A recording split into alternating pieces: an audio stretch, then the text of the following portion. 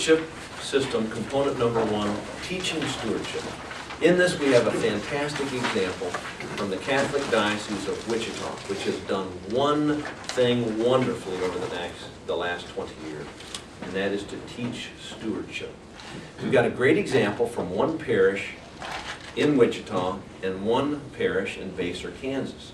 And everything was the same except for their location. As you compare those two parishes, you see Holy Angels on the right, they gave 0.7% of their income to their church. Mary Magdalene Parish, 2.4%. That's a 300% difference. And the primary difference was teaching stewardship. In Wichita, it is dictated from above. Every pastor receives the command, thou shalt teach stewardship 4 times per year from the pulpit. You will have a steady stream of what is stewardship in your bulletin, in your newsletter. You'll have classes every year that include an element of stewardship. They are forced to do that. And guess what now? They no longer have annual campaigns. Isn't that incredible? Isn't that amazing? If a Catholic parish in the Wichita Diocese has a school, their average person gives 4%. They don't do annual campaigns. Wouldn't that be something if your giving was twice your national average? That'd be nice. They've done this based on one single thing, which is just wonderful. Now, you can see in the insights from research, you can see a little bit of failure analysis. One of the reasons Holy Angels was so bad, they never asked. Turns out that Catholics lead the nation in categories of churches who never give a stewardship sermon by a factor of 2 to 1 compared to the next lowest. So there are a lot of factors that contribute to that level of failure. Now I'm going to shift gears and give you some specific methods, then we're going to pause and we're going to brainstorm. And I'm going to ask everybody in here to think of one thing they can do at their church or their institution to teach stewardship. Here they are, stratified by cost and complexity. 4 sermons per year, bulletin inserts, lay speakers. I would even encourage you to consider having a lay speaker every month. A member of your stewardship team stand up at the end of worship and tell an interesting story, of which there are a million. One of the best websites you can cull stewardship stories from, generousgiving.com.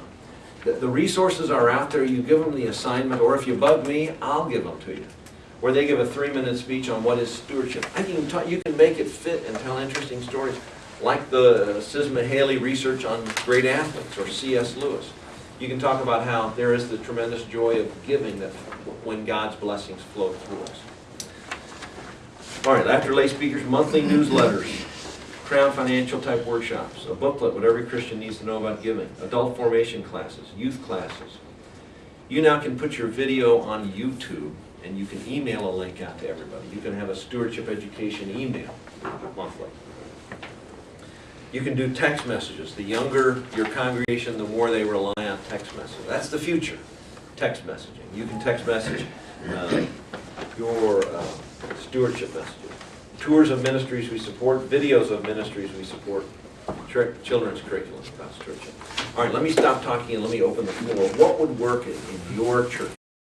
We have a magazine that goes out quarterly, and something we're going to start doing is doing feature articles on our donors that feature them, but also it's interwoven in there. We do it right.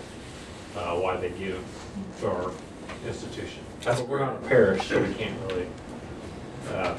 It's a little different, but for example, one of our donors is really pumped about our retreat center, and so we'll talk to him about why he's into that. Great idea.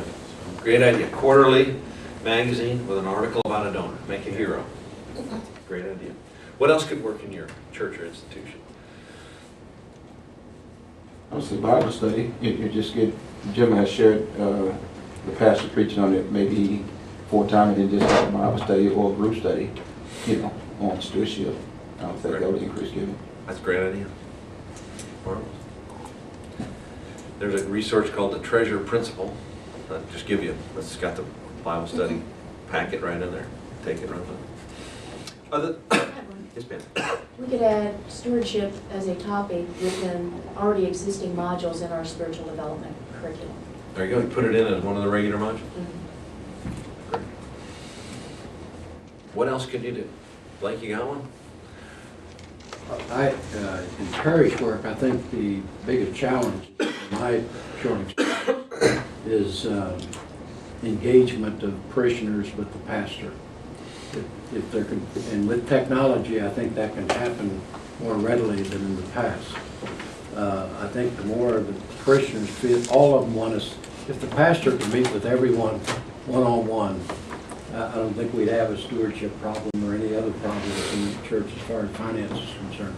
So I think engagement is, and I think technology is moving us in that direction. That's what I think.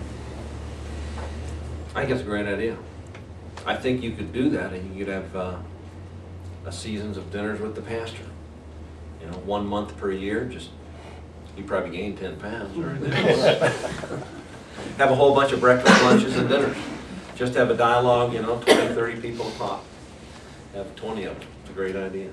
Okay, any other great ways to communicate what is stewardship to your people? I think connecting it to the vision and purpose of your church is critical.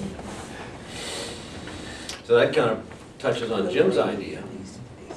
If we can engage people in visioning, then we can let them know the degree to which we can fulfill this vision is reliant upon your generosity.